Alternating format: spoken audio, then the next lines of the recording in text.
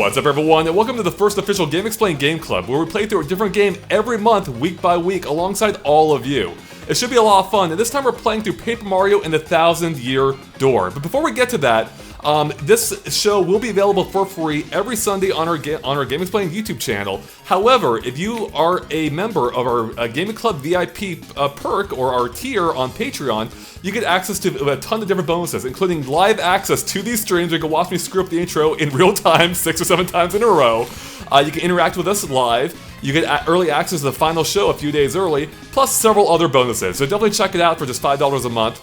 Otherwise, let's get to our discussion of Paper Mario and the Thousand-Year Door, where we're playing through it.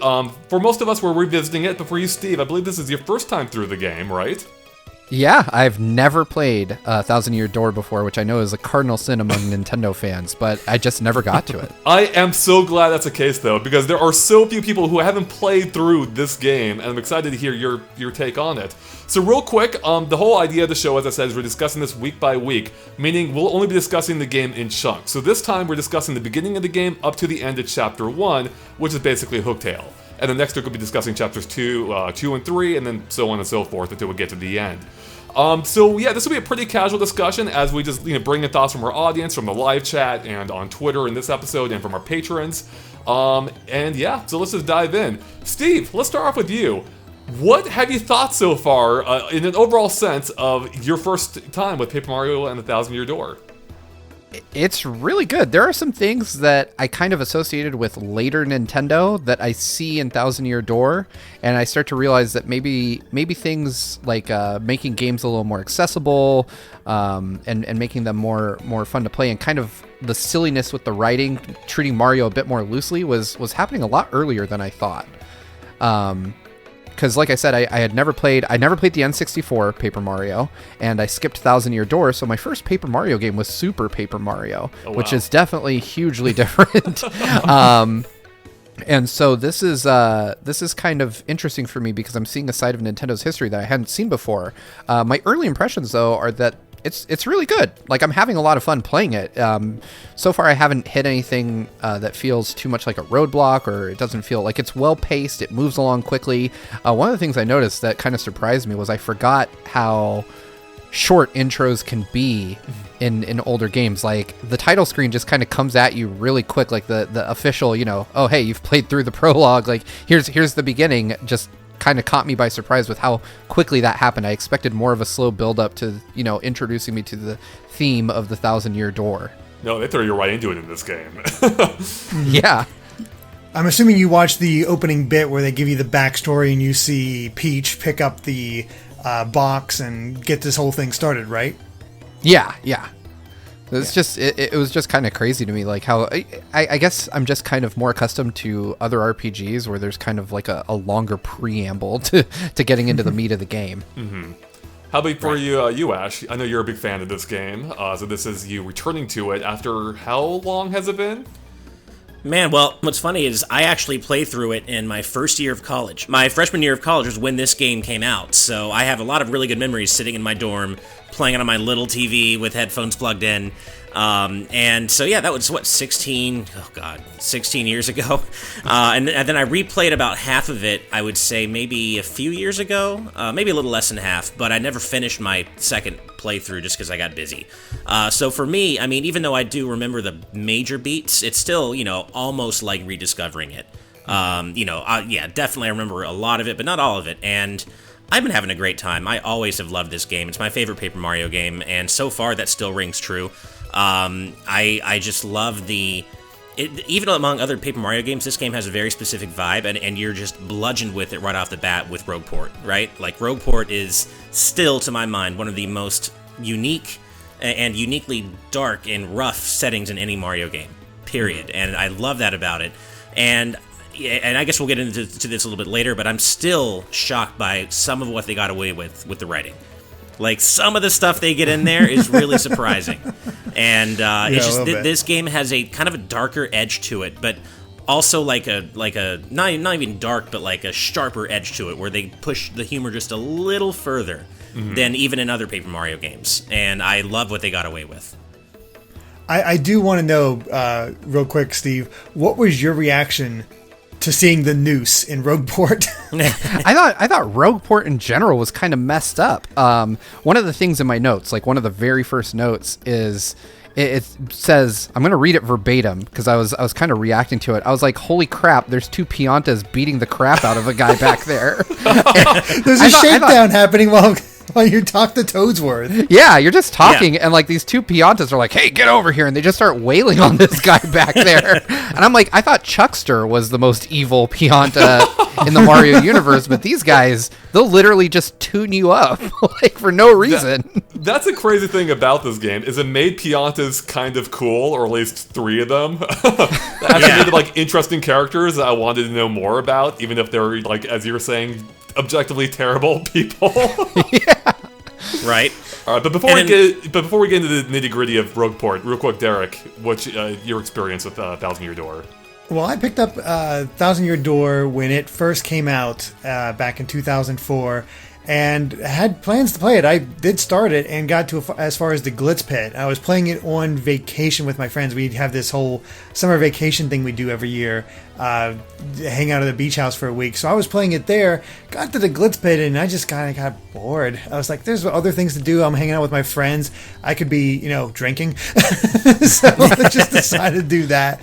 And it just kind of fell by the wayside, but I was very excited to play it because I didn't have an N64, and I still remember the old playable. No, N64, because I remember the old print ad for Paper Mario 64 where it was free demo and it was just a cutout of Paper Mario. So I was like, I gotta try this game, and I really enjoyed it. I played. I just got burned out, I think, on a future section. And then 4 years ago, I was going through all the Paper Mario games for streams and beat it then. So it's actually really weird to be playing it without having a stream nearby and people talking to me at all times. Like, ooh, check this out, or don't miss this little secret, or that kind of thing. And being able to fully appreciate the music this time around is like, oh, this is nice. So I'm kind of excited for this revisit. Yeah. I guess for my case, I don't think I've replayed this game in close to 10 years, if not longer than that. I'm the most recent play. Oh my god. Yeah, Wow. You are. But with that said, I played it a ton, like, growing up. I say growing up, I was probably... Actually, I guess I was around 15 when the game came out, I think? No, maybe closer to 20, actually. Yeah, because you and I are about the same age. Yeah, we're all when I around was the in same college. age. So I graduated college graduated high school in 2004, I should say. Yeah, so I definitely played it a fair amount. So I definitely remember the broad strokes, as Ash was saying. But some of the finer stuff is surprising and fun to go back to after we've had, multiple other Paper Marios that played so much differently to this. And I guess now to bring it back full circle is to, as Ash was saying, the thing that really strikes... Actually, before we get to that, so the game actually opens up fairly conventionally with like a book that gives a backstory, as we were saying on the title screen. It basically explains that there used to be a city. Something terrible happened, ended up deep underground, and eventually a new town is rebuilt on top of it, which becomes Rogueport. And I remembered almost none of this. I don't know about you guys. I barely remember this backstory at all. There's like a hidden treasure there, which is why... which Peach discovers or finds out about. She gets a map to it, then she summons Mario by sending him a letter back to his pad, Mario's house, from Paper Mario 64. And what's kind of fun about this is the way this game opens is almost identical to the original Paper Mario. Luigi gets a letter from Peach.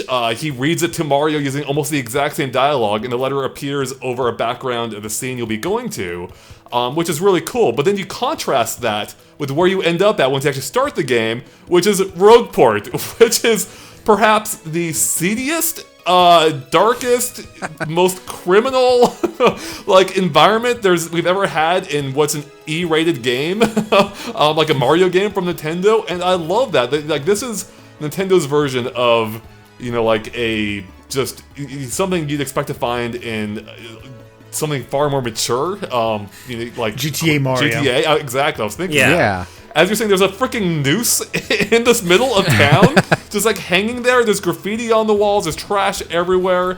And I have a feeling that noose would not make it into a remake of this game. I feel like they'd probably change that. But I actually talked about this on stream as like if we did get a remake in like the Origami King engine and what they would do with it. It's like I suggested maybe like an old paper cutter, like those really sharp ones that you did the lined papers. I thought that'd be kind of have a fun little tweak to it, but it's also still, the death sentence it's aspect a paper of it. thin, exactly, right. Yeah. Well, there's also something, a little bit of trivia for those of you who may not know, but some stuff was actually taken out of Rogueport for the Western release of this game, or at least one major thing, which was, I don't know which house or where in Rogueport. Oh, I know exactly which house. Yep. Yeah, okay. I forgot, but there used to be an outline of a toad, like a crime scene. And that's obviously really dark, but I wish they'd kept it in because it was so good. Right, as in like a toad was murdered. Yes. Yeah, literally a crime scene, a toad like was chalk murdered. outline. Yeah. And, Well, and I mean, considering you get pickpocketed within the first 5 minutes, who's surprised, right? Right. Right away, Mario gets Did you guys chase down the pickpocket? I did not. Don't think I did. Can you? Okay. Yes, you can. I did not. Maybe it helped that I was the one streaming it to this session, but yeah, the chat reminded me that if you go to that house where the chalk outline should be, the whole messed up one in the back alley, you'll actually talk to that guy who stole it from you, the money from you, and you'll get it back. Oh, So- wow. Is he Nice. hanging out when you're back there? He's on the right? Or No, he's inside the house. Oh. You go out, you go Yeah. past the noose down Okay. the center, and then head left from when the camera transitions to the opposite view. Got it, yeah, and it's the far left house. And I must have forgotten.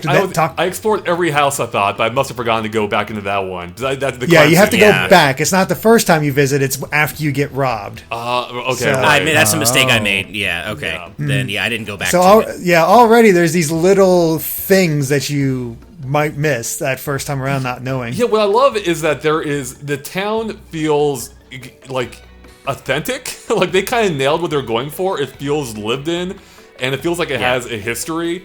I love also back behind those buildings. There's another character you can talk to, and he explains he's basically like on the run. He has like a history in some other town that he robbed. And I'm like, man, this like it hits you over the head immediately with like this is a very different town to what you're used to, and I love that. Like, it is such a unique feel for Mario, and just everything feels different, and it colors everything within that environment. And I think Rogueport is probably my favorite town in a Mario game. And it extends to even the character dialogue. Steve already touched on the entire background scene, which reminded me of something from Community. Like, you have a whole different story happening separate from the one you're actively engaged in the background. With real like dialogue happening as these peons are beating up on this character, like basically threatening him. Right. And all the dialogue too has like a more mature, like it has an edge to it. Where like one of the characters even calls like when you get Goombella fairly early, like one of the gang members, like I think it was a Goomba gang, like calls Goombella. Yeah, the three Goombas car. Yeah. that hit on Goombella. Yeah, they call her like a chick and like you're squeezed, and it's like And wow. she goes, Yeah. "What's up, baby?" Or they go, "What's up, baby?" Right. And it's like, we'll show you a really good time. Yeah. And that's kind of what I was talking about. Like, Yeah. the stuff they got away with. And if you do Goombella's like tattle on the area where Merlin's house is and Professor Frankly's house is, she'll say about how seedy the whole place is, and she's like, this place in particular, it's not the kind of place where a girl like me can walk alone with a little heart. And it's like, man, I can't believe they got Wow. away with that. Yeah, there is some dialogue Yeah. in here that I don't think they'd be able to fully recreate these days. Oh yeah, my note Probably for not. that section just says, "What's up with the sexist Goombas?" I was really Right? surprised to read that. Yeah. Yeah, it's really interesting, like how much of an edge there is in a Mario game, and we kind of imagined that Nintendo back then was more conservative than they are Right. today. Yeah, But- that's when they really got hammered for being for kids. Is around Yeah. the GameCube era. Yeah. And And I like how they play on your expectations too, like even a few seconds after you land in Rogueport, because one of the first NPCs you can talk to after Goombella gets kind of cornered by the X-Nauts is a toad. And, they're toads. You think, oh, this is a toad. He's a toad. helpful, cute, nice little guy. And immediately right off the bat, he's like, oh, looks like there's something going down over there. I probably shouldn't get involved, especially in this town. And they just watch it happen. And it's like, I this think isn't one was actively Mario. excited for I hope they get punched in the face or something to that effect, where they were actively excited for the fight to happen and to see who wins. Didn't care about Yeah. helping at all. They just wanted to see that fight. fun fact, that toad is Yeah. green, right? Yes. Yeah. I think so. He comments on he wishes he had an extra life. or how he could use an extra life. right. Yes. Which is Yeah, perfectly I remember fitting that. for a green toad. So Yeah. no, Rogueport. The music too is fantastic in Rogueport specifically. Also elsewhere in the game, but it is so good here. It feels dirty, but Yeah. it's also catchy at the same time, and it's again such a stark contrast to how Paper Mario 64 opened, which again started off identically, but then you end up, but then you go to Toad Town, which is a pristine, perfect little, community of these happy-go-lucky toads. Whereas now you're talking to this guy who's like, egging on, looking for a fight basically in Rogueport. It's just so fun to see that. So I've always loved the music in Rogueport. yeah. Oh yeah. To compare it to the modern Paper Mario games, just immediately as soon as you pull into Rogueport, just all the different designs that every character had. They just it wasn't just a toad shape or a bomb shape. It was eye patches or bandanas or what have you. It really gives it its own flavor, which I think is the big thing a lot of people are missing from modern Paper Mario games. Yeah, They I was wanna also see that surprised to see personality. the bandits again as characters. I'm like, oh right, the bandits used to be a thing in Mario, Yeah. Toadsworth used to be a thing in Mario. right? Which, Yeah, where's he gone lately? yeah, It's true. I don't think anyone really misses him though. That's Yeah, true. no. At least of Kinda all liked Peach. him. It was kind of fun. I love how you get so much, or at least at the very beginning, you get a chance to kind of hear Peach's inner thoughts and how she kind of lives and copes day to day. Like, God, I'm going on this vacation. He's such a stick in the mud. Leave me alone, Toadsworth. I just want to get away from this guy. I did think it was funny. And you how, can imagine that that's true. I liked how she summarized the 5-minute opening cutscene in like 3 sentences. Here's the important part you need. I'm talking to myself, but you're right. We do get a glimpse at Peach's inner thoughts, which I think we'll even get more of later in the game. But no future spoilers. Of course. But yeah, no, I like that. And also, I was reminded of one thing too, which is again how the game opens up similar to the original with Peach sending a letter. I feel like if you're getting a letter from Peach, you're in for a bad time. It's never good news if you're getting a letter from Peach if you're Mario. It's always something horrific happening. But the cake! A map! That's why Mario's ever in pursuit. He wants that cake. You're right. I mean, and I love how presumptuous she is. She's like, well, now that I sent you this map, you have to come. Yeah. It's like, does Mario have can he just chill and have some lasagna if he wants? Does he have to go? I think her exact words were, "You must come." It's like, geez. Yeah, right? It's a very feisty Princess Peach, as we'll see. Yeah, that's right. So, yeah, and then during the course of, while you're in Rogueport, you of course meet up with Goombella, who is their first official partner character of the game, which again mirrors Paper Mario 64, which you also start off with a Goomba partner character, but this time it's a female character, which is nice to see. And you work together or I guess before we even go on, I know Ash, you specifically love Goombella, right?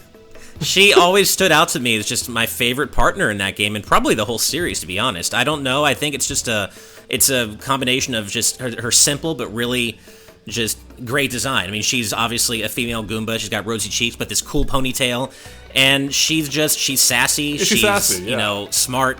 Yeah, she's super sassy, and I just love that she kind of serves as the main vessel for the player's interactions with the world. And I love the detail they went into with her, because she has a description for every single room in every single area. Every single screen has its own every description. single NPC. Yeah. And that always stuck out to me. Like, wow, they really went so into detail with Goombella and everything she can do. Not to mention her tattle ability in battle, which often is very funny. The stuff it talks about behind the scenes for each enemy, and even with the Goomba, when she's doing a tattle on a regular Goomba, they're like the underlings of underlings. She's like, that's so rude. Yeah, she's like, I'm a Goomba. What's this about? Yeah. They infuse so much personality into Goombella, and that's the main way the player interacts with the world. And I've always really liked this character. Mm-hmm. You talked about the personality, and it's really impressive how much personality they get through in the game, not just with the writing, but the dialogue, really, because it's the way the words go up onto the text boxes, because they're, if it's loud and shouty, they'll be big and pop in there. If it's normal, it'll just be read like regular text, but if it's they kind of play with the presentation to emphasize the kind of attitude they're giving off, and it's a really subtle, really fun detail that I think emphasizes the game quite a bit. Yeah, totally. I'm trying to think, but I'm pretty sure there isn't a single non-sassy female character in this game. I don't think there's a non-sassy character in this game. Maybe besides That's Coops. also true. Maybe Mario. Yeah, I guess But Mario. even he gets a little sassy. And you saying that, Derek... Oh, go ahead. No, go ahead, Ash. I was saying, you saying that, Derek, reminds me of I had completely forgotten that you meet Miss Mouse in Hooktail Castle. Had completely forgotten about that. That was one of those smaller details I totally forgot about. And even that conversation, she's so overtly flirtatious, and this is a Mario game. Like, it still never... I never quite get over just how far they push things. She's not just flirtatious, she assaults Mario.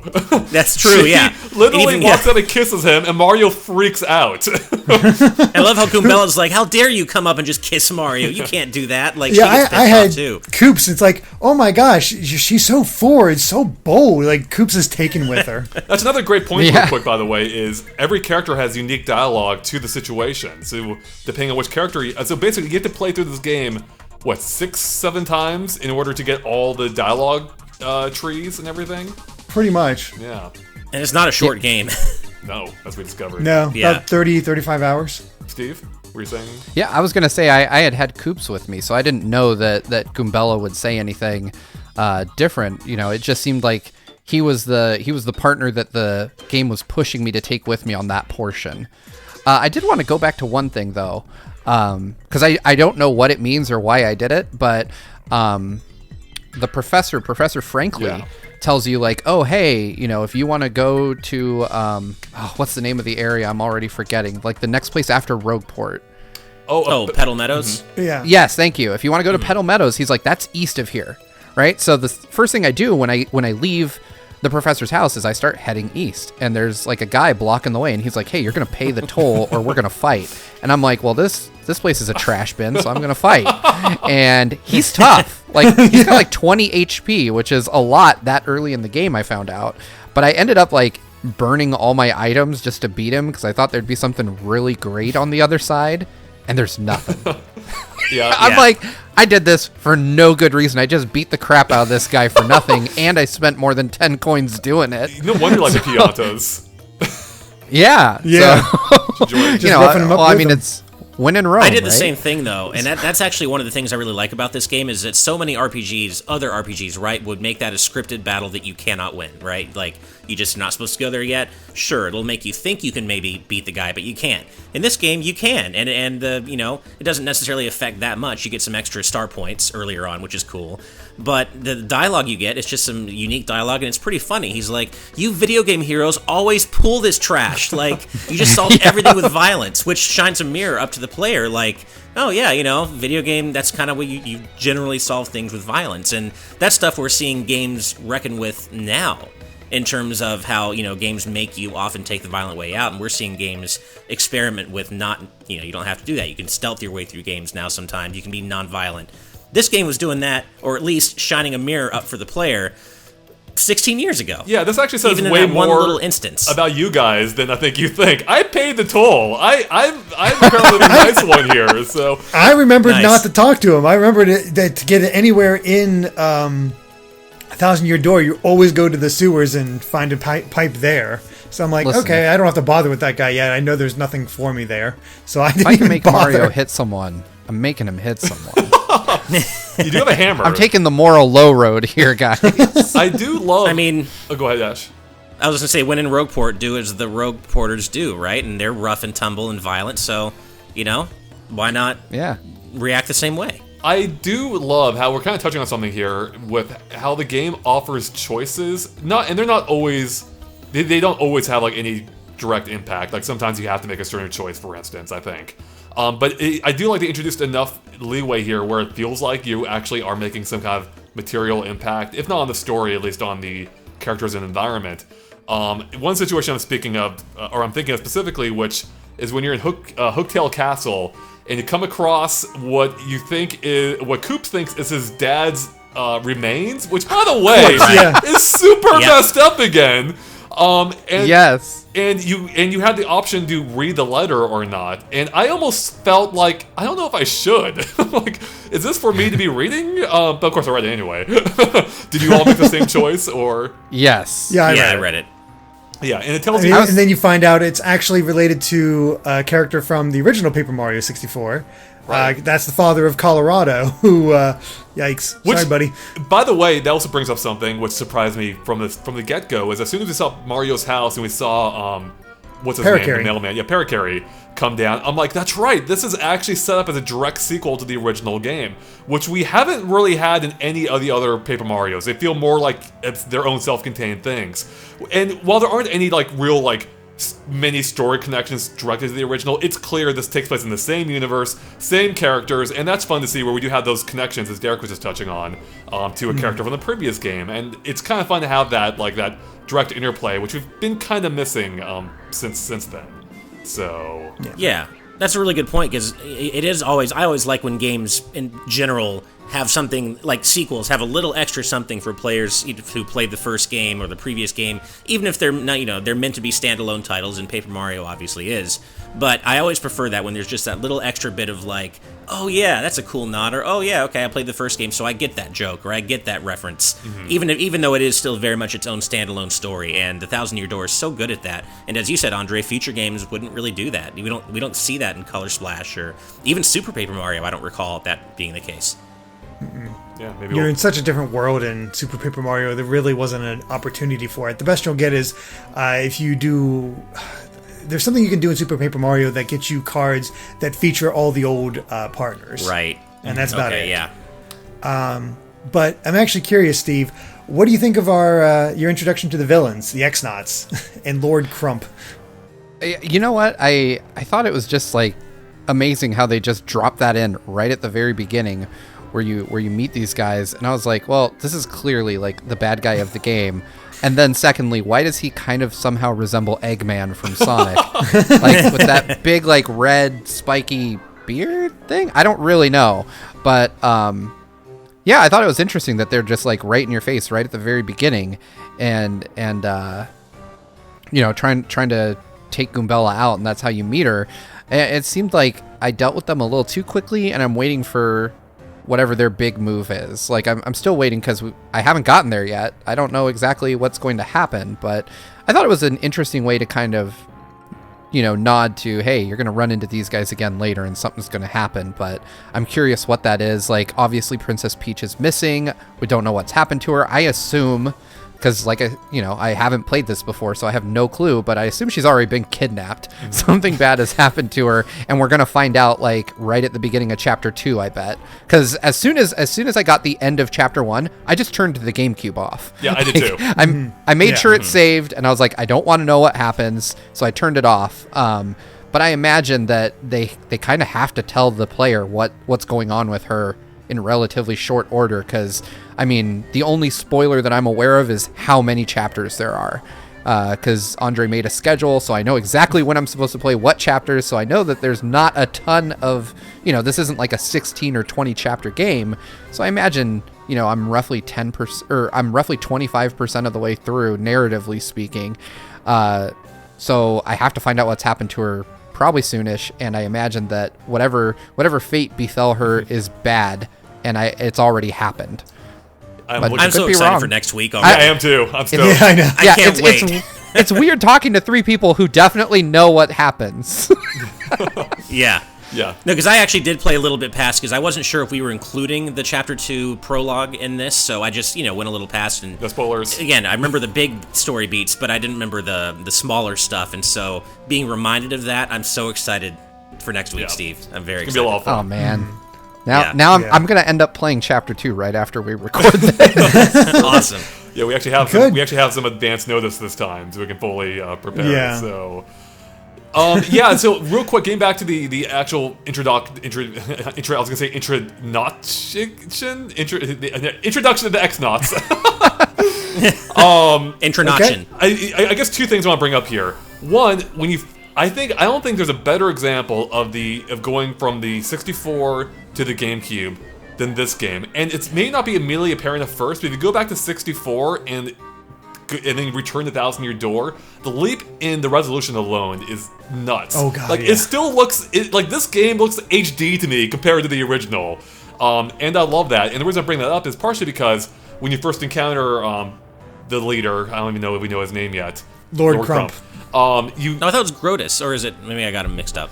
No, that's later. Eggman. Oh, okay. Spoilers. You see, like what hundreds of his minions drop in, and that's such an impressive sight. That's something that they reuse a few times throughout the game, including in Hooktail Castle, where a whole bunch of dry bones drop in. Oh yeah. But it's so impressive every time that happens. Like, dear God, this is like it reminds me a little bit like Pikmin, but it even feels even more numerous, I suppose, or more.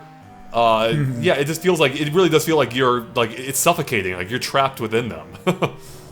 Yeah, what's interesting that you mentioned that. I didn't think that games could really kind of do that back then, because I didn't see it in any other Nintendo games that I can think of from that generation. But one of the big selling points for the Xbox 360 and the terrible game that came with it, Cameo, or Cameo, whatever you want to call it, was that they could just put all these enemies on screen at once.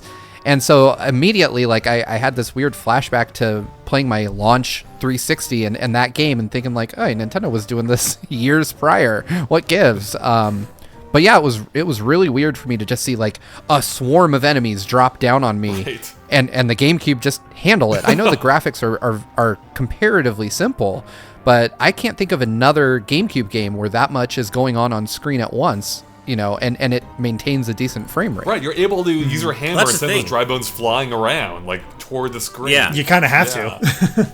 Yeah, I mean, at least Yeah. from what I can tell, the game manages to maintain a rock-solid 60 frames per second, which, as you said, Steve, is really, really impressive when all that stuff is happening on screen. I was Oh, like, yeah. That, and yeah. I was actually at the E3 where they revealed, at least the game was there. I forget they revealed the game before then. I think that was a reveal of the game though, and they had, I think it was a segment with the dry bones. I remember like it blowing my mind. I'm like, how are they doing this? How this Yeah. looks so good. This is so impressive. Did it No, take it's you long to really- figure out I- that you need to hammer them, Steve? to get Yeah, through? so I ended up going to that room 3 times. And so the first time I just kind of like tried to... I didn't even realize I could fight it. The first time I thought it was just a cutscene and I was not in control, so I didn't try anything. The second time I started realizing that I could kick Koops around. So I was like, oh, I have the ability to do things. And Koops then mentioned like, hey, maybe the leader of these things is around here somewhere. And that led me to think that it wasn't the pink dry bones and that it was something else. So I walked around like the 3 rooms you have access to, and I was like, there's nothing here. It has to be in that room. And out of desperation, I just started pushing like A and B. And so Mario, of course, whipped out his hammer and sent them all flying around. And I was like, oh, I just got to beat the crap out of the guy at the end of the room. Like, that's it. So it was a lot simpler than I thought it would be. But yeah, it took me like a couple tries to figure out like, oh, I'm just supposed to get them out of my way and then go beat the guy. But it is really satisfying smashing those dry bones off the screen and just seeing more pouring in from the ceiling. It was actually like I was deeply impressed by the fact that the GameCube could even do that. Yeah. Yeah. It was funny because having played the game before, I actually had the same exact experience you did, Steve. Again, I'd forgotten like the smaller stuff, and I was like, where do I go to get rid of all these dry bones? And I had the same thing where Coop said, well, yeah, it's probably, there's someone else maybe controlling this. And I think that, I don't know if they meant to throw you off with that, but it definitely has the effect of throwing you off. And so I got stuck for a few minutes there too, like, wait, I actually can't remember what I'm supposed to do here. And that maybe is the first example of, like, potentially, like, maybe that was a misfire in terms of signposting, right? Like, maybe they could have been a little more obvious that you were actually supposed to do something in that room with the dry bones. Right. Yeah. I felt like they were pointing me away from the room with that piece of dialogue. Push you out, literally push you out of the room if you don't do anything. So yeah. Yeah. Yeah, I can see that. And you kind of brought something to there, Steve, like trying to figure out what to do to get through Hooktail Castle. I was actually a little bit surprised by how tricky some of the puzzles can be, like this early on especially. Like, most of them aren't, they didn't stump me for long, but you do have to think about how to use this new ability you have with Koops in order to manage these switches, and sometimes in very particular orders, so you can move one into position before you use another. And I'm like, man, how did I figure this out as a kid? Or I guess I wasn't that young, but I imagine I think we actually had a comment to that extent. Let me see if I can find it here, where someone was saying, that they played Thousand Year Door when they were very young, and they found Chapter 1 to be a very memorable chapter because it took them so long to beat it. Hooktail stopped me dead in my tracks because I didn't know how badges worked. I remember asking my dad for help. And then someone else mentioned how, I don't think I have it here, they got stuck at the puzzle leading into the fortress involving coops, and they had no idea how to activate the two switches at the same time. Like, that's really a real first test of managing that. Yeah.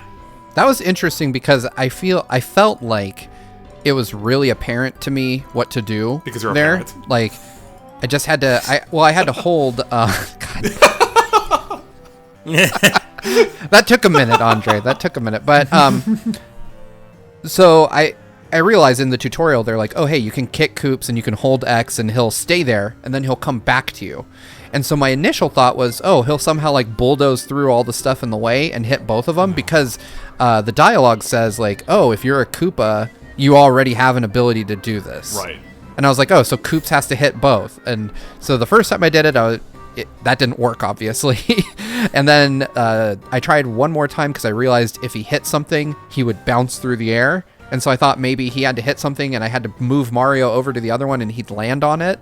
And that didn't work. So then I took the logical way out, made him wait, and then just hit with the hammer at the right time. But yeah, it seemed like it wasn't super hard, but I'm also in my 30s now.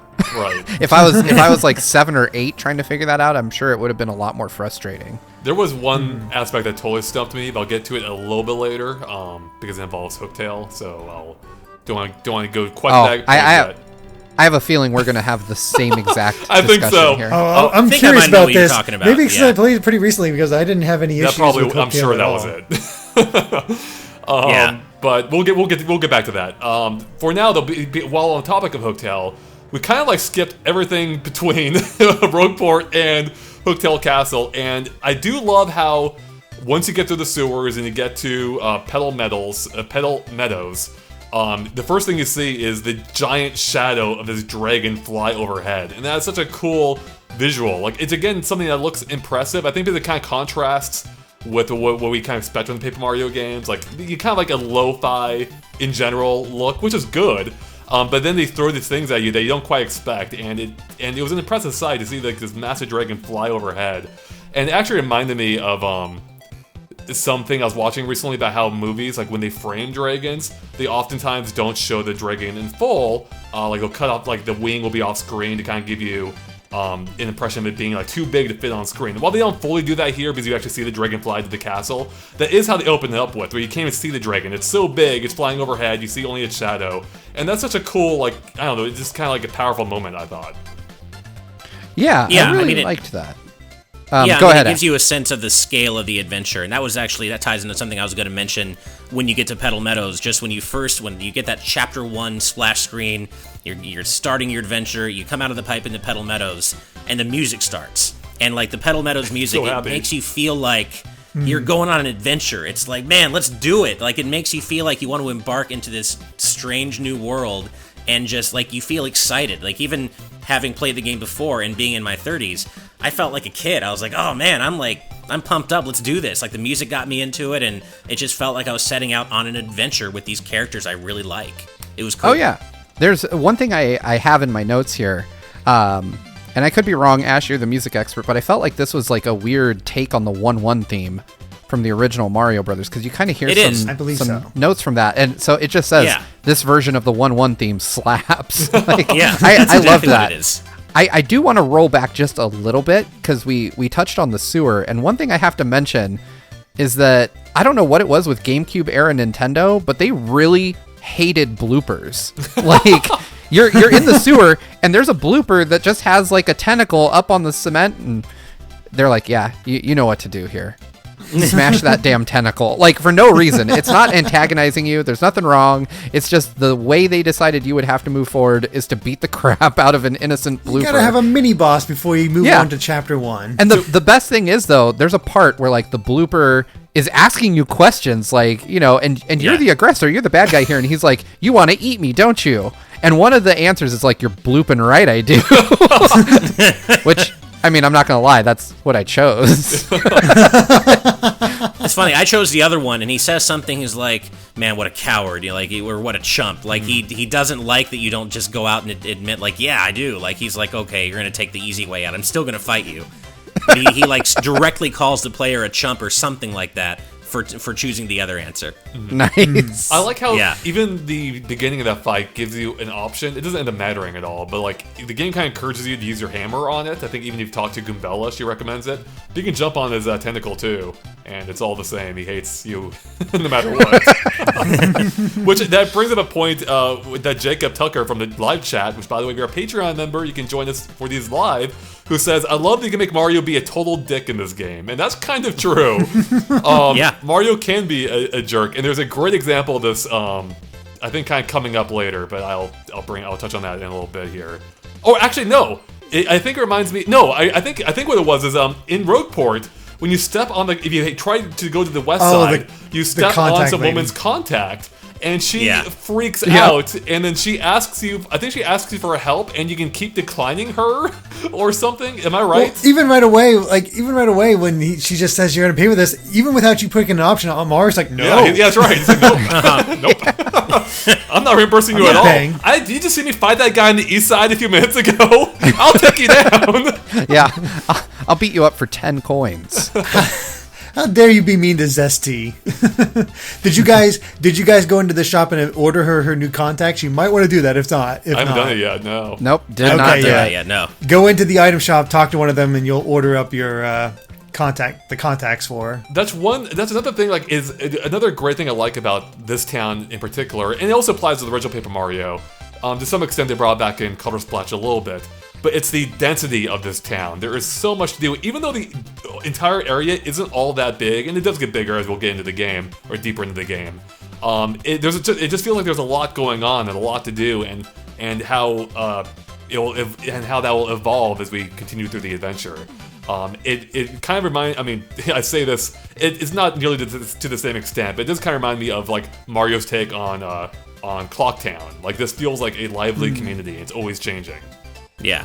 And it was interesting. I was surprised by how how much they were able to recreate that in Color Splash later on with Port Prisma. Right. And it's not as good as Rogueport. It's not even close. But I'd say it gets like halfway there. It's like a nice Rogueport. It's like a nice, clean, people are friendly. But Port Prisma in itself felt very dense and very lively. And I was surprised that they were able to recreate that vibe in that game. But of course it all stems from Rogueport, which is the inspiration, I would think. Right. And I agree. I love how dense and alive the town feels. It feels very homey. It does. Yeah, exactly. So kind of tying into the sewers and getting down to the actual 1,000-year door to continue on to actually figure out where to go next for Chapter 1, we got cursed. And those are always fun moments. I love those. We got 2 curses during those. But yeah, Steve, your reaction to the curses, because again, you're new to this, so what'd you think of that? He's like, you fool! Yeah, so initially you see this. I found the key first without knowing what it was for. I was like, oh, hey, there's a key here. I'll grab that. And that seems very intentional. I think most players find that key.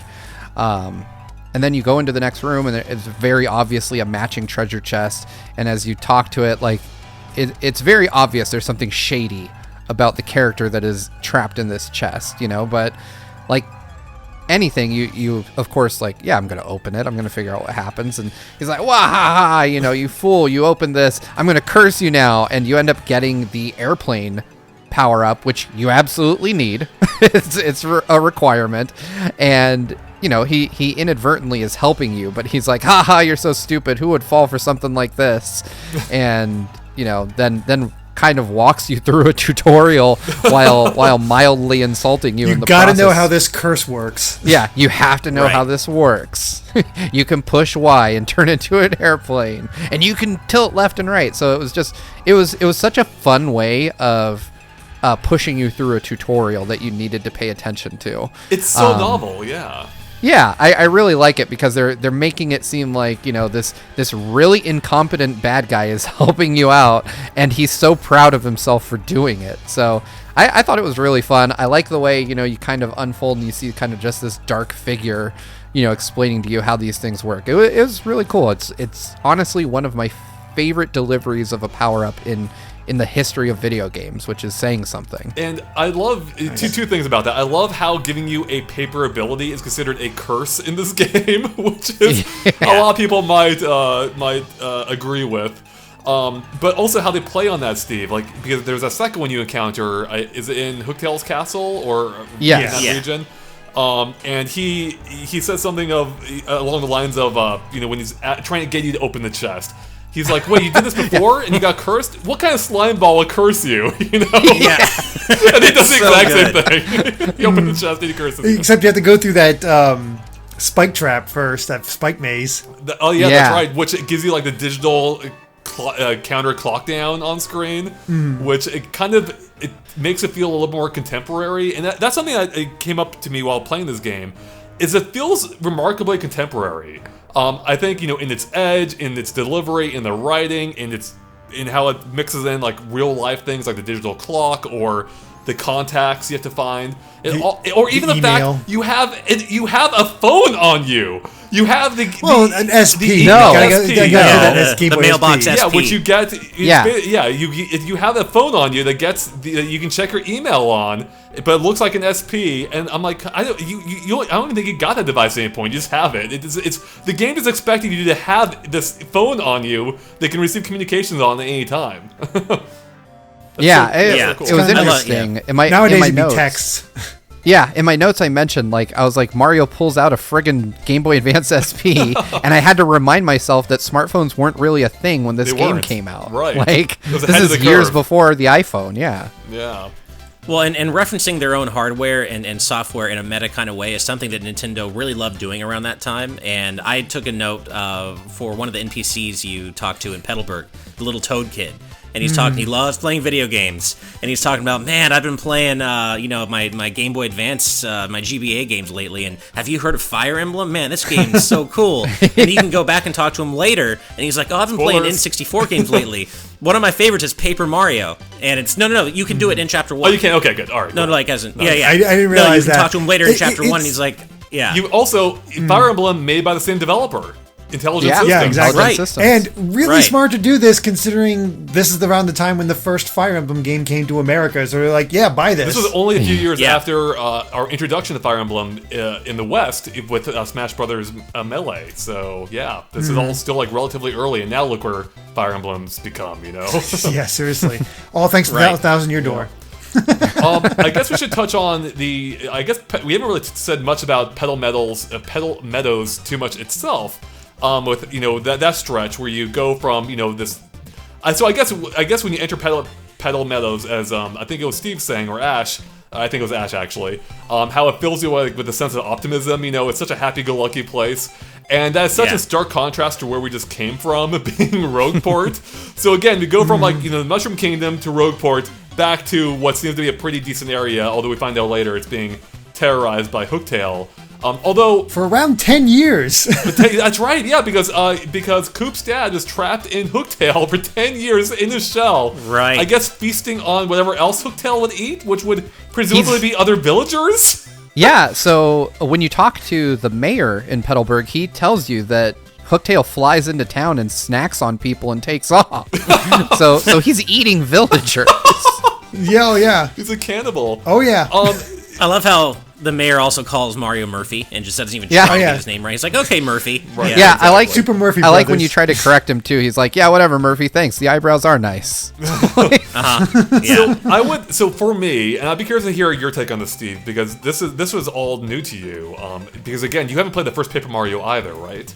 Right, I have not. So that's actually really cool. I would love to get your take on this, because for me, as one who has multiple times, Petal Meadows isn't that exciting for me. I find it to be probably one of the overall dullest chapters in the game, even if I do like the music. And I think that's for two reasons. One, in a general sense, this is your conventional World 1. It's the green, grassy area, right? Where everything's happy-go-lucky and friendly. Yeah, there's a dragon, but it didn't really factor in that much until the end. But even beyond that, it really does feel like kind of what we already played in Paper Mario, where you're going through a green field with a little, I think they even had the same little Mario World mountains. Maybe I'm wrong on that. But then you have a Koopa town, a Koopa Troopa town, you know? And then you go through a castle at the end. I'm like, I've done all this before. And so I think for me, like, that's why I'm really excited to move on past this chapter, because although I do like how it ends, we'll get to that. But up until that point, it felt very conventional to me. It's like, I've seen this before, there's not a whole lot new going on here. But Steve, what's your take But we on get a quiz show. Yeah, well, that is a one standout point for me. I love the quiz. But yeah. Steve, what was your... I would say the beginning, like, it nails the opening cutscene portion of it. Like, you know, you get the sense of like, oh, I'm going on a big adventure, like Ash spoke to earlier. But I do feel like beyond that, it is kind of weak. Because you're just walking in a straight line, checking bushes for items, you know, getting into encounters and taking enemies out. And it kind of tries to slowly introduce new mechanics, like some enemies, you know, you can only damage with like a POW block or something like that. But yeah, it feels like a very basic introductory level to a standard Mario game in kind of a weird way. Like, you're just walking left to right, taking enemies out and gathering stuff as you head into Petalburg. And then, you know, you find out like, oh, hey, you know, there's a castle at the end of this, and that your end goal is to just find the keys, get to the castle, kill the dragon. And so it does feel kind of just very straightforward, in a sense. Like, I didn't feel like there was a lot to do in Petalburg. Like, I was like, oh, I just gotta go talk to the mayor, find out what I need to do. And then they're like, oh, you gotta go find this secret warp pipe. Well, it's not very secret. Like, it's pretty easy to find. You know, like the minute I walk into the meadows and I see all these rock formations, I'm like, I know I'll be back here later to do something weird. And so, you know, the minute he's like, oh, you gotta go find the secret pipe, I'm like, oh, so back to those rocks I saw earlier. That's all right, cool. Right. It is very much introductory, but there's still some fun things that they introduced right away, especially like going into the background. That's very novel. I was gonna say, like, it plays with perspective in that way, and I thought that was like a super Paper Mario thing, like, because I remember the trailers and the hype for that game being like, oh man, you can shift, you know, into different perspectives. They made a big deal about showing Mario in the background walking along things, so I thought that was a new thing on the Wii version. I had no idea that they did it in the GameCube like years prior. Probably would have deflated me a little bit seeing that trailer and being like, yeah, we did that. So, yeah, it was a really cool surprise for me to see that. And of course, the minute I got into the background, I would go the wrong way on purpose, because I'm like, there's got to be something. And half the time there's like a star fragment or something back there. So it is really cool that they thought about the fact that players would naturally like be like, yeah, I'm not going where you want me to. I'm going to go look for other stuff.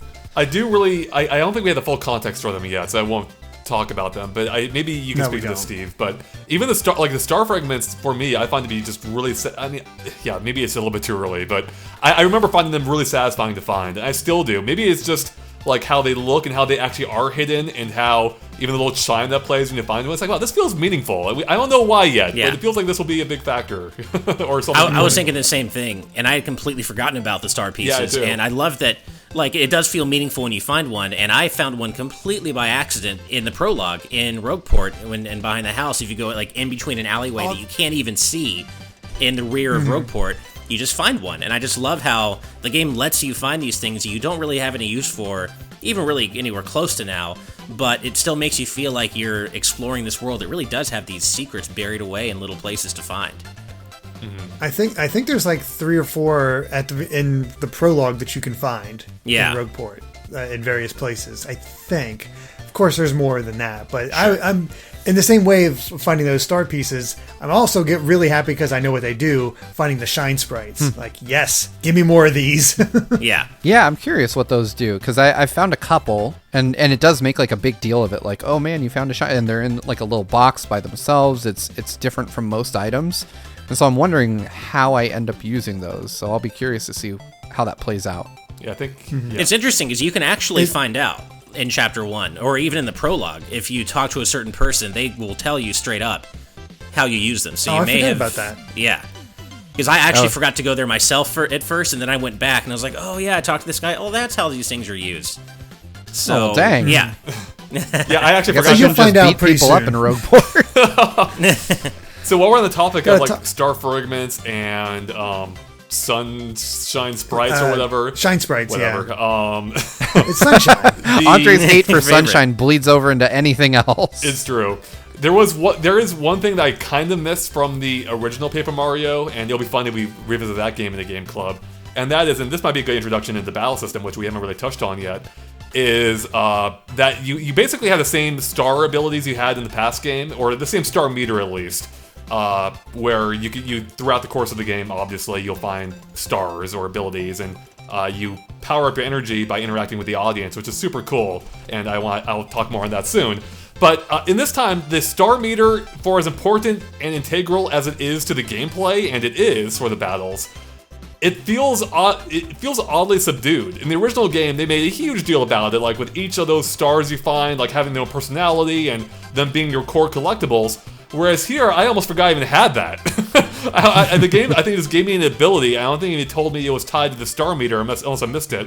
I did skip some of the combat explanations that I know it, so maybe it was explained there. But it just, I don't know, that part just felt like oddly subdued compared to the first game. Yeah, bit there more is a subdued. whole tutorial about it, I think done by Professor Franklin. Yeah, I must have when skipped you that one. after you discover the door itself and you go back to his house, that tutorial is the one that shows you how the star powers work and stuff. So Yeah, I mean, it's not so did much that that one because I'd kind of forgotten. It's not so much that I missed the explanation for how they work. It's just that there's no greater context for them this time. Oh, sure. Yeah, Right, yeah. right.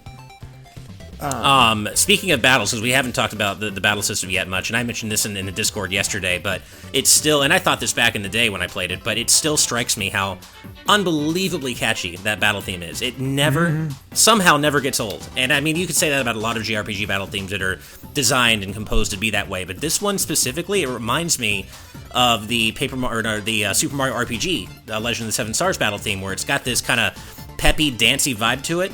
And it's the loop is pretty short, but it's so catchy, and it just never gets. I never get tired of hearing it. It's crazy. Oh man, I'm not that big a fan of it. Really? Oh, I think it's I actually love one it. of the Fair enough, weaker though. Mario RPG battle themes. I much prefer. For one, coming off Color Splash, I love that battle theme. Oh, that one's fantastic too. Yeah. Don't get me wrong, Yeah. I don't hate this one. It does get on my nerves a little bit though. And I prefer Okay. the original Paper Mario's battle theme as well to this. But it's not bad. It is a little catchy, I agree. But yeah, just on the whole, I wish it mixed up a little bit more, because by the end of the game, I'm sure by the end of the game, I'll be sick of it. Sure. Yeah. I still enjoy it. There are the battles in general, though, which is what many point to as being something from the original series they want to return in the newer Paper Marios. Like, this is what a lot of people point to, being the, I guess you could say, more conventional turn-based system, although it still feels very distinct by RPG standards. But then there's also the partner system, and how you basically have two characters on your side opposing however many on the other side, and how you can flip their orders around so you can kind of make one act as a shield for the other, which is a little bit messed up. Act as a human shield. And then you also have several core abilities, being for Mario, you can use a hammer, which can target ground-based enemies in front. You have the jump, which can target any enemy, but you can't, you don't want to jump on them with a spike in their head, for instance. And then you have the star abilities, which are more special, which in what we have access to now lets you refill your hearts, your flower power, and I guess your partner's hearts. Yeah, your partner's through a hearts, fun little mini game where you play an archery thing. And that's fun. Like, the interplay of these incredibly simple systems, it makes it actually feel like it's such a tight knot that it feels way deeper than it actually is. At least to me. And that really comes through, I think, really comes apparent in the Hooktail battle, where you really do have to start thinking about what you're doing. And the badges really tie into things too. Like, what badges you have equipped really changes up your strategy. So it'll be interesting to see. We'll have to note what badges we're using as we're going through the game. Yeah, I love the badge system. But I guess before we get into too. that, Steve, what's your take on the battle system so far? So I think the battle system isn't as tactical as I expected it to be, at least in normal encounters. Like, pretty much any normal encounter you can get through with relative ease, and I guess that makes sense. Nice Animal Crossing shirt there, Andre. Thank you. Buy that in our shop down below if you're watching this on YouTube. That's actually the first time I've seen that shirt. Sorry. that threw me off. I was expecting him to just have a plain green t-shirt. You expect him to start disrobing during his stream. Well, yeah, that too. I don't think we're on OnlyFans right now. But I did... So initially, like, I kind of realized that I didn't need to think too much about my normal encounters, other than the fact that, like, oh, hey, that's a Koopa Troopa. I might want to jump on it, before the battle, as opposed to hitting it with a hammer. So you do have to think about the enemy types and how you approach them in an encounter. So if you want the advantage, you don't want to jump on, like, a spiked Goomba and then lose HP at the beginning of the fight despite having the advantage. So I guess there is that little bit, but by and large, I didn't think the badges affected my moment-to-moment fights. But then Hooktail came, and I definitely didn't have the right loadout, and I thought I did, and I was very wrong, and I got trashed hard. Wow. Oh, yeah? Yeah, because, well, I thought, so as you're going through the castle, someone, I can't remember who, tells you, like, oh, it's, what's the mouse's name? Oh, no, the mouse, that's Mouse. right. Oh, Miss Mouse. Yeah. Miss Mouse. Miss Mouse and the note on the skeleton that we talked about. Right. They tell you, like, hey, there's a badge in here that's going to help Or you something. in the fight. Something that'll help you. Yeah, or right. Something that'll help you. And then the note says, Hooktail hates crickets, right? Yep. So I go through, and I'm thinking, I need to find, like, a freaking cricket as, like, an item. Like Same here. like a consumable that I can use. I played through this game multiple times. I thought for sure I had to find, like, a jar of crickets or something. Right. So It's I so went in, fun. and I'm It like, is well, I fascinating didn't to hear find this, a but I've cricket. played it more recently Yeah. and know what I need to do. Yeah, so I didn't find it, and I'm assuming I just didn't find the right item. I'm like, whatever, I'll just cheese my way through the fight and get through it. That was wrong. That was bad and wrong. I ended up having the, so I had Mario's powerful, like, hammer strike. I had the one that lets you jump on enemies as many times as you can, provided you hit the button timed correctly. And then I had the multi-jump, which was, all of those were useless. So I ended up throwing Koops in front because he took less damage, but I was still just getting wrecked, like completely wrecked, and I died. So I reloaded from my save right outside, and I switched badges over to the one that makes your ally take half damage. And I think maybe that was the right one. I still didn't get the cricket connection, but I was really tired because this was last night that I was playing this, and it was pretty late. So the cricket connection is way more, is way less obvious than I remembered, than I expected. And I had so here's what happened for me. My story is similar. I went to Hooktail. I knew, or I thought I didn't have the cricket item I needed. So I started fighting him, and I was actually doing pretty well. I think I was near the end of the battle. But he took me out during, maybe quick segue here, when she, I should say. I always forget. When Is it a she? she? I did not realize. Yeah, I didn't either until I looked up this before this discussion. I didn't either. When she's like a trickster, and she'll like try to like trick you or get you to do something in the second half of the battle. And I wonder at what point did you guys what did you answer her? But I think at first she asks if you want 1,000 coins in order to let her go. Did you say yes or no? Oh, I said no all three No, times. That's a no. Yeah. All right. Same. So rare special badge. Then she offers a rare special badge. Yes or no? No. No. Okay, No. that's a no too. Then she offers for you to smell the bottom of her feet. That's where she got me. I was in.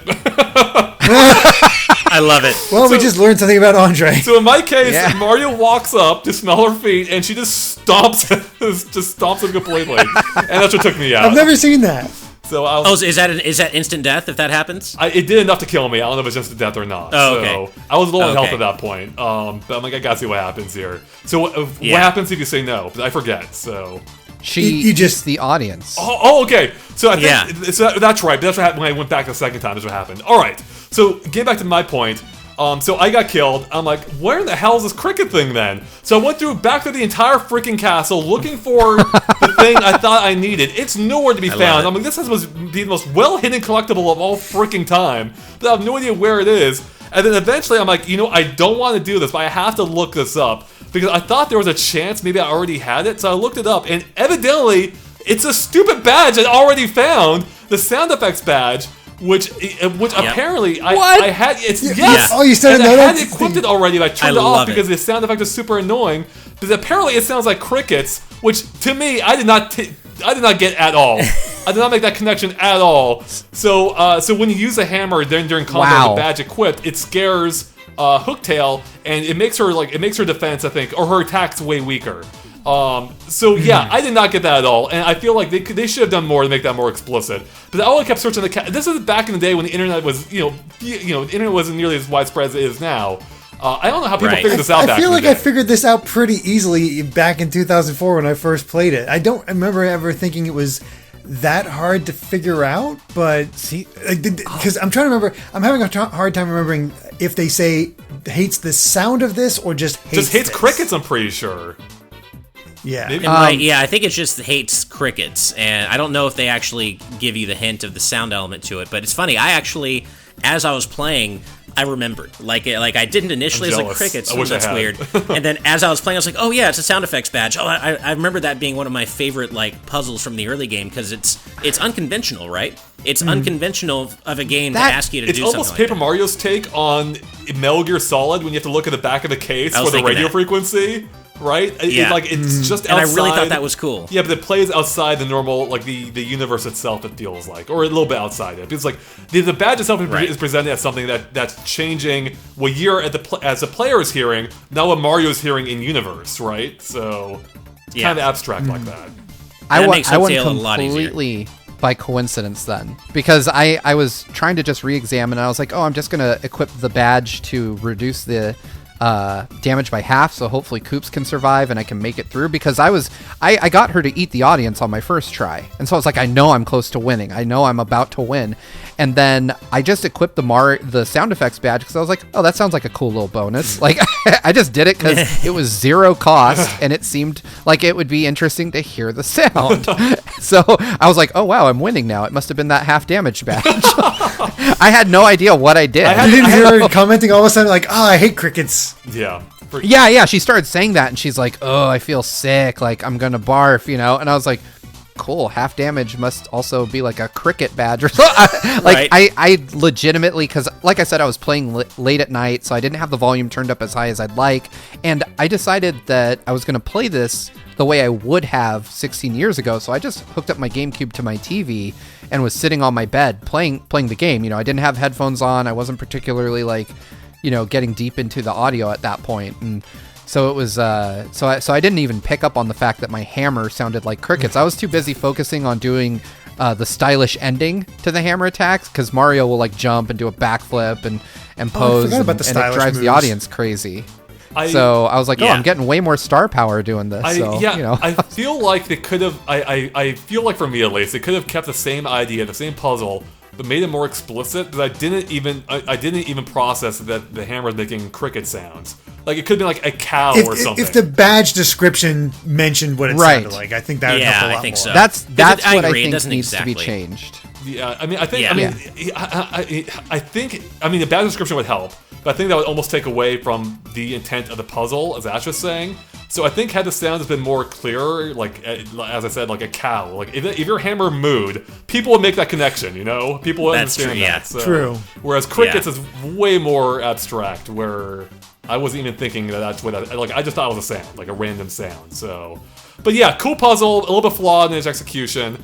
But yeah, let's get back to the actual battle system itself a little bit, because this one really, I guess we're kind of already talking on the topic of how they're kind of already going outside the bounds of what you expect for the gameplay, and they play into that with the battle system itself, which is very similar to the original game, but they completely play up the fact that you're playing on a stage. The battle's on a stage, and as part of this, you have an audience watching and participating, and the audience will cheer you on as you go through, and as you perform, after each attack, you can perform what are now stylish moves, where if you time subsequent button presses correctly, Mario and your partner characters do these special, little dances, effectively, and the audience will cheer you on. You get more audience members, there's even an audience counter, and as you have more audience members, your star meter will fill up quicker, and the audience members will even throw stuff at you during battle, whether it's a rock you have to dodge, or sometimes even items. I got a mushroom at some point from a character in the audience.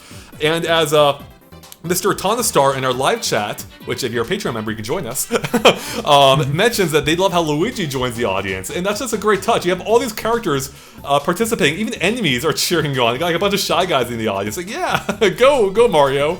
Yeah, but then they can throw a rock at you. Yeah, that's true. They're not hard to Right. dodge. If you keep an eye on things. And I just love that they're literally breaking the fourth wall. A literal break of the fourth wall where you have these outside participants watching.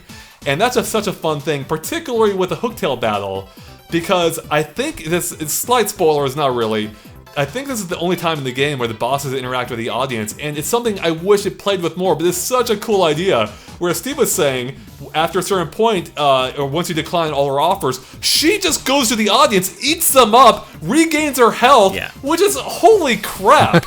This is mind-blowing on multiple It is a little levels. horrifying. She just murdered these poor spectators for almost no reason. And yeah, like that's such a fun idea where she's using the audience against you to get back into battle. Were you shocked by that, Steve? That was a really cool idea. Yeah, it was interesting to me. The one thing I found interesting is after you beat Hooktail, she ends up coughing up Koops' dad. Right. And I thought about it. I'm like, well, he was in there for a decade, just chilling in his shell. And she just ate those people like 10 minutes ago. But they're all dead. And all of them are gone. So you don't want to think about it. Yeah, he must have the most powerful shell. I could be wrong, but I thought that after she eats the audience, when you continue to do damage to her, toads pop out. Like the audience, I thought I saw the audience members pop out don't remember as she that. continues to take damage, and they run away. I wish I'd recorded it. I thought I saw But, I that. mean, if you're watching this, we can probably, if you're watching this on YouTube later, we might have a clip. Right. Yeah, that'll be interesting to kind of put that up on the screen and see. I don't remember it either, but again, I was playing pretty late. I was a little tired, so I'm not going to say one way or the other. Right.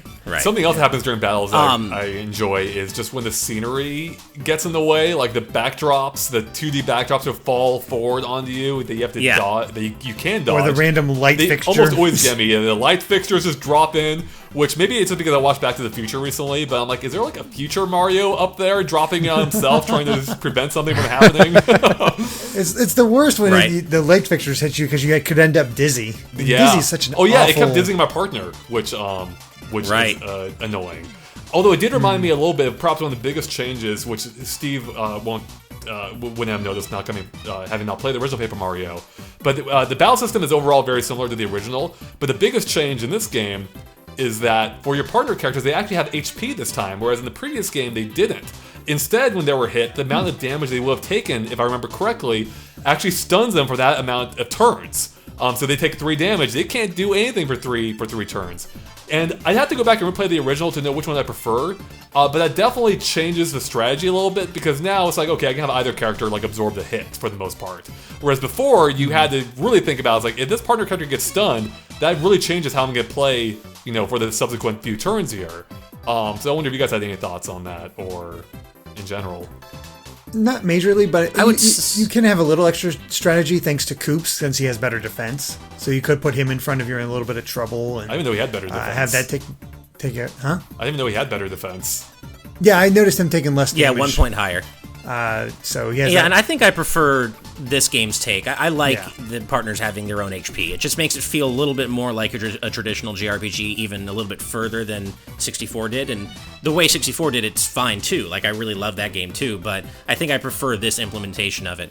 And I kind of going to related to all this, I like how dynamic battles feel and how even though the game's not that hard, things can get out of hand pretty quickly if you don't watch your HP, because you don't have that many HP to start off with, only 10, and depending on how you level up, you may only have 10 by the time you get to Hooktail. But I had a regular fight in Hooktail's Castle where I think it was a Koopa Troopa used the sheep item and put both Mario and my partner to sleep. And I wasn't maxed out on HP at the time, so I actually came really close to dying in a random regular battle. Even though I smoked Hooktail, I actually had to retreat back to the recovery box to recover my HP because I'd run out of items. Yeah. And that sheep item put my partner to sleep for 2 turns. You really have to there target those wasn't a whole enemies lot. that have items. Right, exactly. And it makes you realize so quickly if your partner's incapacitated how much your options are reduced. It really screws you. It kind of speaks to the brilliance of the simplicity of Paper Mario's combat, especially in the first two, where they basically reduced it to the least amount of things you need. they reduce it to effectively the smallest amount of options and things you have available to you, including the inventory. You only have like 10 at a time. But yeah, every heart point matters in this game. Every single one, and I love that. So when you get an upgrade where for like just 5 heart points more, that feels meaningful, and I love that. That's something, in most RPGs you have like hundreds, if not thousands, of health points, and here by the end, you're still dealing with, like 50, I think? Oh man, they make you feel so bad for upgrading them, though. Like, it says choose this if you lack confidence. Good point! I haven't even read it. I'm just like, yep, hearts. There is actually, so for me, so I was playing, I was tweeting about this some years ago. Was it the original Paper Mario 64? Yeah, it was it was Paper Mario 64. I remember you doing this. Yeah, I was trying to push myself to see how far I could go in the game using purely badge points. I didn't upgrade my health or flowers at all. I want to go, God, I don't know if I ever finished that. I'll have to look this up. Now I want to go back and see if I didn't, see if I can finish it.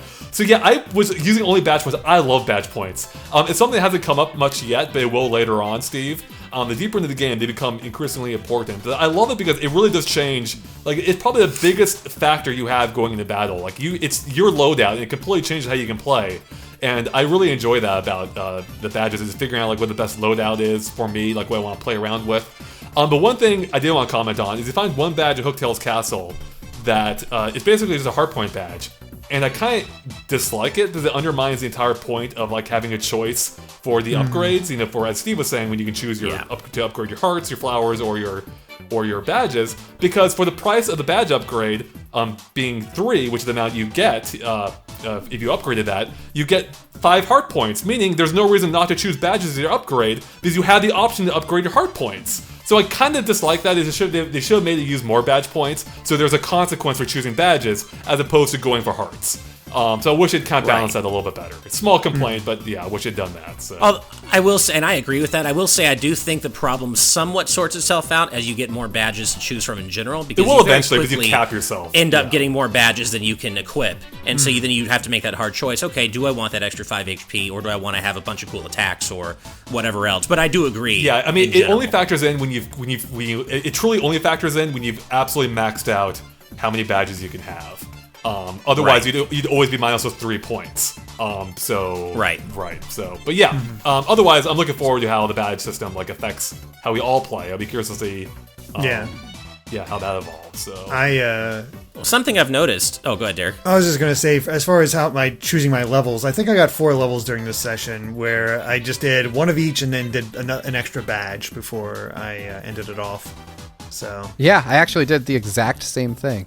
So nice. I was like, I need more flower points. I was desperate for those flower points because I was using the multi-bounce like crazy, and I had picked up a badge in Rogue Town where it allowed me to go through defenses with my hammer, and oh wow, I actually used that for the quiz because I intentionally lost the quiz so I could get more star points. Oh, wow, that's interesting. I was going to say, I tried my best on the quiz, and I ended up getting through it, but in my notes it says, I wonder what happens if you lose. You end up fighting for the clefs. Oh, wow. Interesting. I thought it was game over if you lose, because this game does have a few sequences, as we saw with the spike ceiling coming down, that you think you're playing a JRPG, so the only way to get a game over is by running out of HP, but that's not the case. I'm not going to spoil anything, but the game does play with that idea as more and more as you go on. But I wanted to go back to battles really quick. Just one thing I've noticed from all of us talking is that even though we're playing what's essentially a pretty linear game and have had the same, we played through the same parts of that game, we've had pretty varied experiences on how we dealt with battles and how we approached different fights. And Steve, you mentioned something earlier where you said all the attack badges you had were useless against Hooktail, which makes me wonder if the crickets actually reduce her defense, because I was using multi-bounce and doing 6 damage a turn. So I was using my power smash and doing 4 damage with each hammer hit and doing 2 damage with coops. So I was I wonder if the crickets actually reduce her defense, if that's maybe multi-bounce is useless if you don't go into that battle with the cricket badge. I used multi-bounce both on her head and her foot, and it did 0, but that was without the cricket badge. Wow, okay. So because of that, I didn't even try it once I had it equipped, because I just assumed she was invulnerable to bouncing. So Yeah, I guess if I had gone through and tried that differently, I would have probably finished the fight even faster. But once you have that cricket badge, she's nothing. Not hard. Yeah. Yeah. I honestly don't even know if I've ever fought Hooktail without it. I can't remember I don't fighting think I have. that boss without it, to be honest. Yeah. You should try it. Yeah, I should.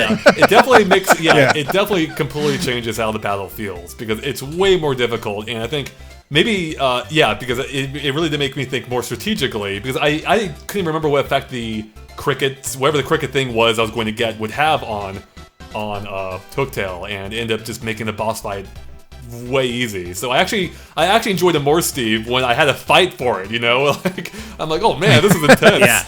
And speaking of it, Oh yeah, I thought I had her on the ropes. Yeah, same here. I was like, I'm gonna do it. I'm gonna win regardless. Maybe I'll get something cool for doing it. And that's that kind of speaks to the point of like I do love how the game plays with their expectations. Like it subverts your expectations multiple times. Like throughout in that very battles we said with the audience and her offering you like different choices. Or the quiz show again, which I really enjoyed. That was like such a surprise thing. I think that harkens back to Banjo-Kazooie, which introduced the idea of like a random quiz show at some point in the game, and I think that's why I really started enjoying them whenever they pop up in games. And it was fun to see that so early here, and really made you think about things you weren't really focused on or intentionally focused on before that point. It's like, man, yeah, what was that thing I encountered? And I love how the Thwomp is just the same Thwomp but with a bow tie. That's game show host Thwomp just with a bow tie. That's like the only addition. I will say, battle-wise, I have been trying to make an active effort this time around of using the super guard more, because I didn't use it at all before because I just didn't feel confident enough with the dodges.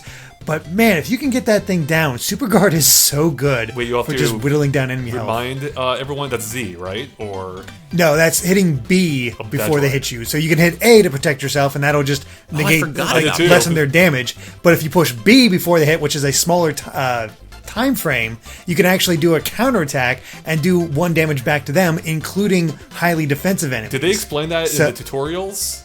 Yes. Okay. Yep. Yeah. I've been trying to nail that, and the timing is so hard. It's tough. It's like you a have few to. frames, I'm paying a lot more attention to the timing of things this time around, because I want to get that good that I can do it.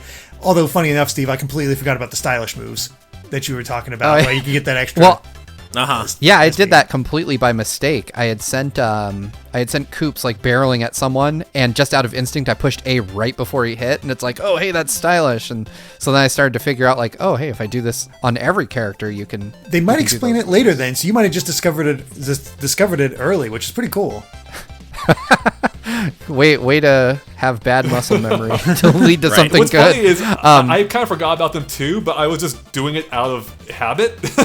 Like after, same. and I'm like, oh right, those are a thing. Yeah, cool. Yeah, that's exactly what happened to me. I had completely forgotten about stylish moves, and at first I was like, wait, stylish moves, I remember. How did I do that? And I kept doing it, and it eventually was like, oh, that's how I'm doing it. But yeah, I completely had, but the super guard stuff, completely forgot about that. And that's good to remember, so thank you for that, Derek. Now I'm going to end up taking way more damage, and I end up inflicting back, I'm sure, but I'm trying to do the super guard constantly. No, that's happened. Yeah. That's definitely happened. But when I pull it off, it feels really good. So while we're on the topic of combat, sorry, do you have something, Steve? Oh no, I was just gonna say like I think I've pulled it off like maybe 3 times total, but like I have a note in my notes that's just like I pulled off my first counter, and I think I did it maybe 2 more times after that, and only ever against Goombas. Like it's really hard. I was able to pretty consistently do it against Fuzzies. Oh, nice. Yeah, no, Fuzzies are jerks. I never remember the timing on when they're latched onto you and when they hit it to block. To defend against it. I read it a little bit more carefully this time. Goombella, when you tattle on them, says wait until they're just about to release. I mean, that's why I figured. It's still, they have that pause before they release. So it makes it really tough. Yeah, they do like, and they kind of stretch out this way and then compact, and then when they go to do it again, that's when they're going to release. Yep. Yeah, they're tricky. So, speaking of combat, though, I have a question from someone on Twitter, at BK Repke, who asks, what do you think adds to the charm and the satisfying nature of the combat in Thousand Year Door compared to the more recent entries? What makes that combat so much nicer to play? Is it down to usable items, or is there something more fundamentally different? So, that's a good question. For me, it is a good question. I mean, for me, that's an easy answer, and it comes down to agency. Battles have agency in this game. They have agency in 64. In Color Splash, there's no reason to fight. Literally, you get nothing from it except for paint upgrades, which you don't need because the game gives you way more than enough paint than you'll ever need. Same with coins, even if you don't fight to level up your paint capacity. So for me, it's the fact that not only is the battle system itself fun, but they matter. You gain experience. You know your partners can get stronger. You can get stronger. You learn new attacks. Like with Color Splash, yeah, you can get new consumable attacks later in the game, but you never, at least I was never able to quite shake the feeling that there was no point. Why was I fighting? It was just taking me longer to get through the game for no discernible reason. You just don't get anything from fights in Color Splash. I mean, you could say that about most other RPGs. Like, hey, in this RPG, you actually get something from fights. I mean, Color Splash and Sticker Star are kind of unique in that there is no point to the battles.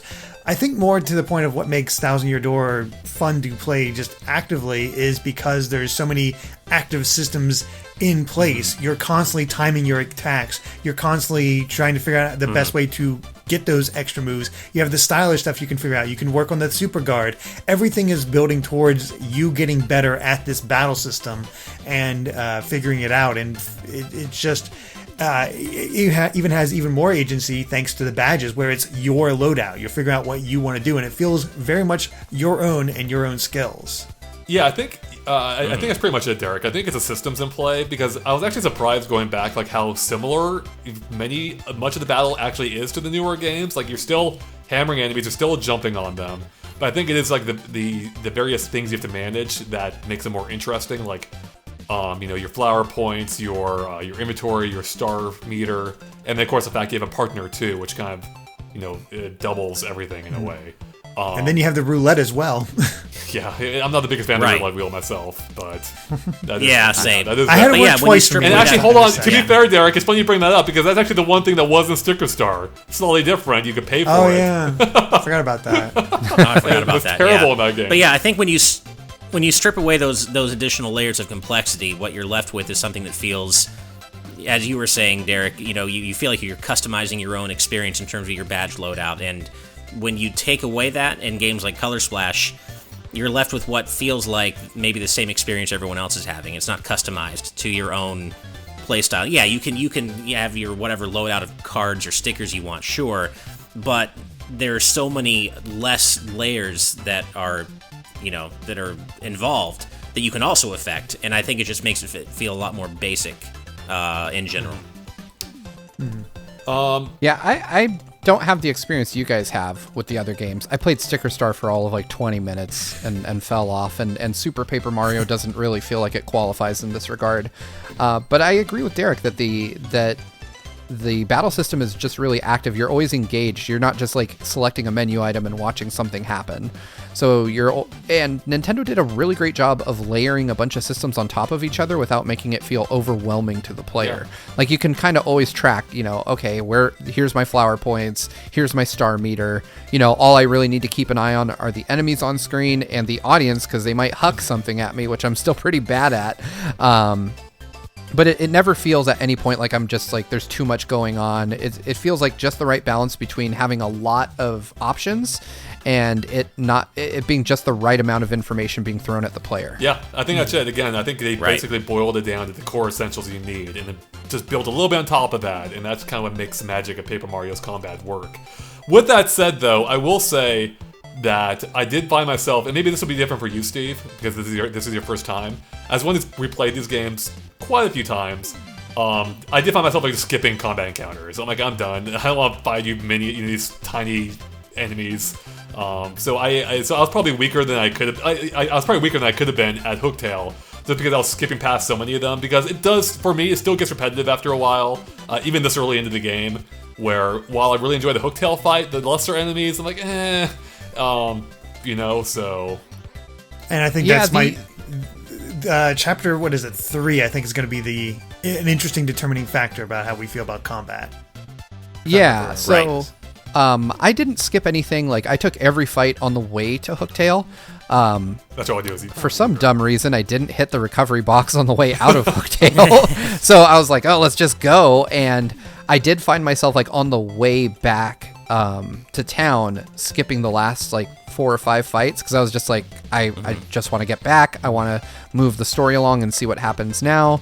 And plus, I'm a little low on HP, and I really do not want to die on the way back. So I ended up skipping a few of those, even though I probably could have used my star power to restore health, which wouldn't have been a big deal. But I ultimately felt like I've killed these guys before. I've been fighting a ton of these enemies, so I just kind of ran through the last few fights and avoided more than I engaged. But ultimately, I still find the combat to be really fun. But I'm curious to see what Derek means about Chapter 3.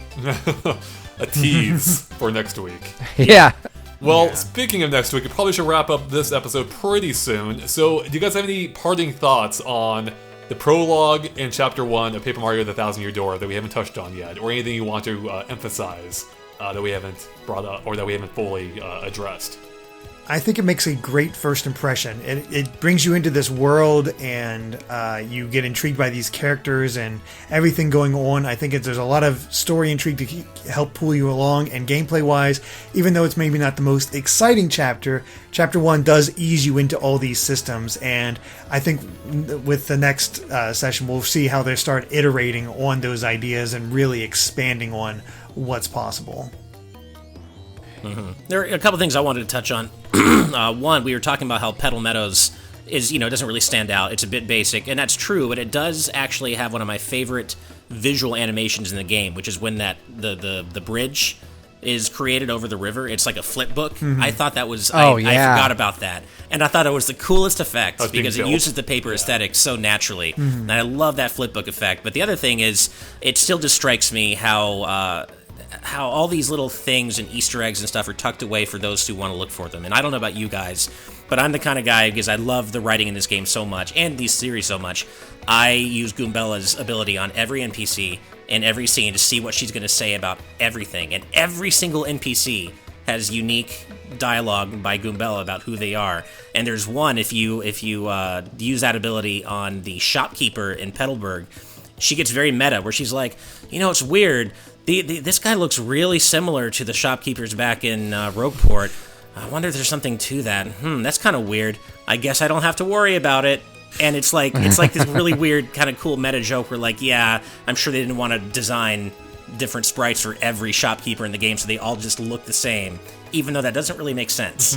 And the game really plays with that it pushes that fourth wall a lot in ways that you can just find naturally if you're really looking. And I thought that was really cool.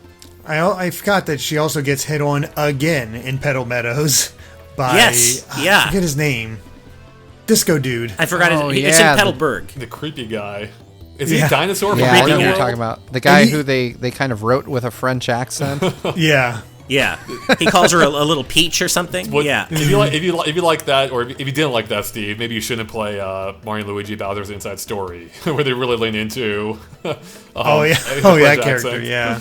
Oh, yeah. No, I know what you're talking about. I do have to finish that game too. That's an interesting. It's actually one for another time. Actually a good game. What was I gonna say? Yeah, I mean, I think there's just so many details in this game that it is fun to explore and see, what the dialogue, what they wrote for the dialogue. I still go back and forth on which Paper Mario game I like best, whether this one or the original. But I will say the dialogue is unquestionably better in this one. It's not laugh out loud funny as it was in Color Splash, but there is still a wit to this and a depth and edge to it that is pretty lacking overall, I think, in Mario games that I really enjoy. It just makes it a really fun thing to read. I'm looking forward to what more we'll see in the following chapters. So, yeah, definitely. There was something else I was going to mention too. I guess real quick, Ash, to your paper point. Yeah, I almost forgot how often paper comes up in this game. It's everywhere. Things flipping over, including the staircase and the castle. Like, it flips over like a page in a book. And then Mario even gets, for as much as people are opposed to paper factoring in more into the gameplay of more recent Paper Marios, it's a pretty big deal here too, like with the curses and how Mario turns into a little paper airplane. Which, by the way, I did want to touch on. Is it just me? I never like the paper airplane controls. It's just not fun to use. Oh, they suck. Yeah, don't they suck real bad. Not my favorite. Yeah. I was expecting it to feel more like WarioWare. Yeah. And it is nothing like No! that. There's no momentum. I think that's it. It doesn't feel like it has any Yeah. kind of physics to it. It just feels like very linear. Like Mario World has like better flying mechanics. So Yeah, it just doesn't actually feel anything like what you would expect a paper airplane to control like, which is weird to say out loud. But I think other games have trained us to have certain expectations. I guess WarioWare did precede this game, didn't it? By a year, I think. I think so. I have Yeah, no I think idea. it was 2003. I think so. It was either 03 or 05. It was either a year before or a year after. I think it was a year before, but... Alright, guys. Any other final thoughts you want to part with? Looking forward to more. I guess. Oh, good.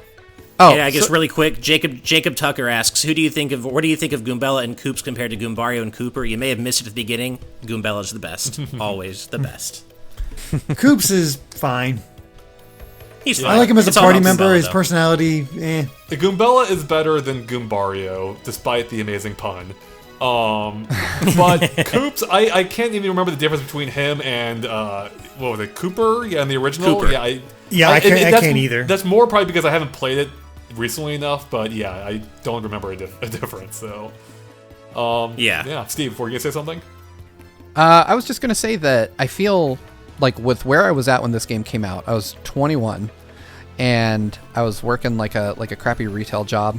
Most of my gaming interests were more action oriented. I don't know that this would have been a game I would have picked up even if I were like in the position to do so back then, because I feel like it wouldn't have interested me as much as it does now.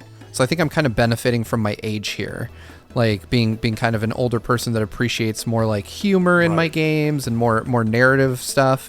Whereas 21-year-old me was more, down for like Halo, Street Fighter, like really, really action-oriented stuff. So, playing a lot of Star Fox and stuff like that on the GameCube. So my GameCube games were mostly like platformers and action games. So I don't know that this would have made its way into my library even if I could have afforded it then. But I am really enjoying what I've played so far. That's really good to hear. Like that's why I knew we had to have you on, because we have no one else on staff who hasn't played Thousand Year Door before. So it's really fun to get that fresh perspective. And also, as you were speaking to, like our age and how that's factoring in now, and how we perceive things differently now. I mean, both because of our age and also just for how time is, how it's a different era now, and how like I look back on. I guess there's two specific examples we've already touched on to some degree. But one with Koops and his dead dad, or what he thinks is his dead dad. I'm like, dang, that hits now. That hits deeper now, than it did as a kid. Oh yeah, right, I guarantee Definitely. you, I would have laughed at Right, that 20 years exactly. ago. Like, whereas I was watching it, I was like, oh god, Right. like why did they put this in there? They went there. And then also like with the dialogue earlier with the Goomba gang hitting on Goombella, and it's like that's registering on the level like. I don't know if Nintendo could quite get away with that same level, that exact same dialogue today. They might be able to, but it is registering differently now than it did when I read it when I was younger. Yeah. So, Yeah. So that's and granted, I mean that's more because they wrote it that way to speak of those characters, but still, it's just edgy enough. It's like, I wonder if they could pull that off these days. So. Well, yeah, because Yeah. it's like when you're younger, like without that additional context from hindsight, you're like, oh, they're just gonna, they would just beat her up, or they, just gonna rough up, they're gonna rough them up. But when you look at it in hindsight, when you're older, it's like that. Wow, I don't know if they could get away with that, because there's clearly a subtext there with we're like, "What's up, baby?" And it's like, oh wow, they went there. Well, I think we've about wrapped it up here. Yeah. Is that right, everyone? Yeah. Are I think we so. about done here? Okay. So I think about covering it for part one of our ongoing Game Club series. Once again, we'll be back here every week for the month discussing Paper Mario: The Thousand Year Door in depth before we return next month to discuss a different game in depth. So if you want to follow along, please do so. Go grab the game if you have it, or you can watch our streams as well, which we do on Patreon, exclusively on Patreon, where you can follow along with us as we play through the game in real time. For $5 a month, you also get access to the real-time version of this stream, where we can engage with you as we're talking about it, as well as an exclusive post show where we can answer your questions, and you get other benefits too, like. What are they? So as being able to vote on our next game, and you get early access to the final episode as well. So yeah, lots of fun bonuses for just $5 a month. So make sure to check that out if you are interested. There'll be a link in the description below for what all you get for that support. And also, I should mention, for the first month, not only are these Game Club donations or Game Club patron tier donations going toward a Black Lives Matter charity, but so is everything from our Patreon for the month. So just so you know, everything that we make off Patreon this month is going towards charity, and you can find more about that in the description below as well. So with that, thank you for watching, and we will catch you all next week as we explore chapters 2 and 3 of the 1,000 Year Door, and I can't wait. Same. Me neither. Bye. Bye. Bye.